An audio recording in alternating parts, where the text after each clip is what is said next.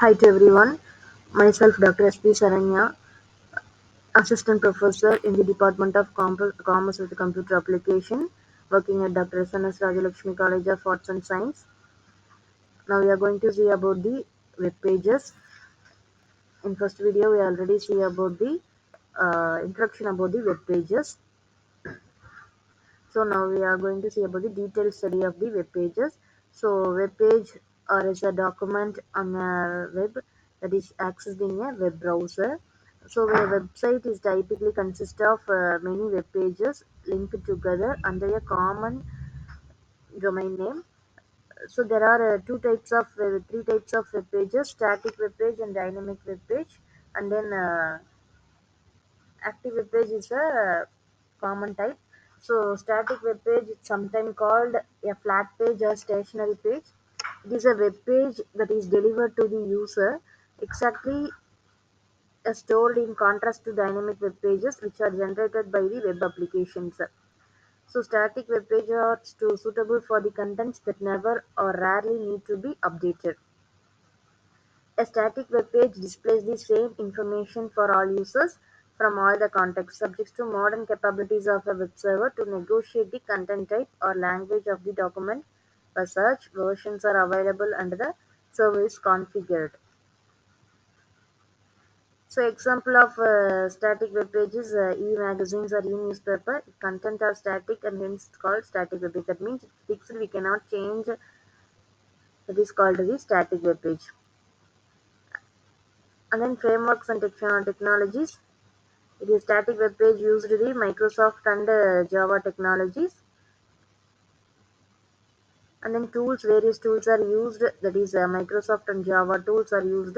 That is Visual Studio is the primary integrated development environment and for Microsoft technologies. It's offering a robust features for coding, debugging and deployment Visual Studio Code. It is also gaining the popularity of cross-platform development.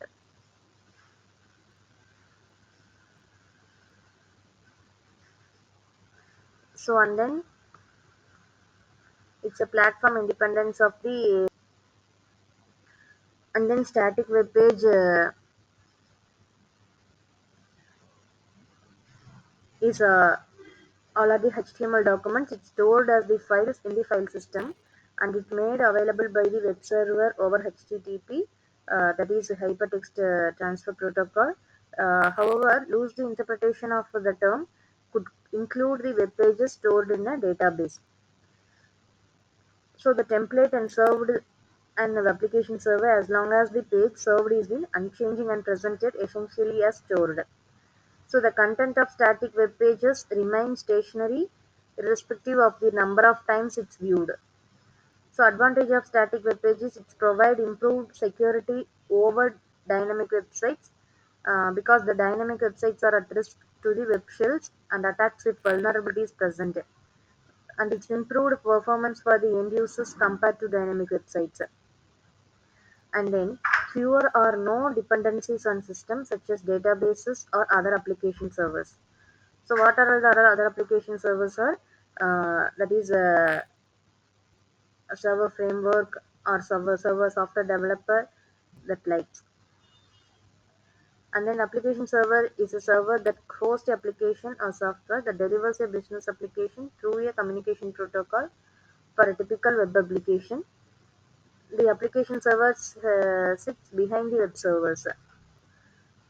So an application server framework is a service layer model. It includes software components available to a server software developer. It's through a application programming interface. An application server may have features such as clustering method and failover and then load balancing method. The goal is for the developers to focus on the business logic.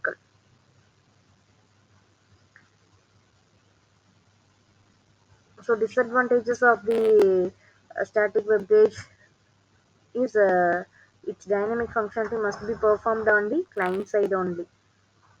So main advantage is cost savings from utilizing cloud storage as opposed to the host environment, and security configurations are easy to set up, which makes it more secure. So these are all the main web pages of the web development and multimedia. Thank you so much.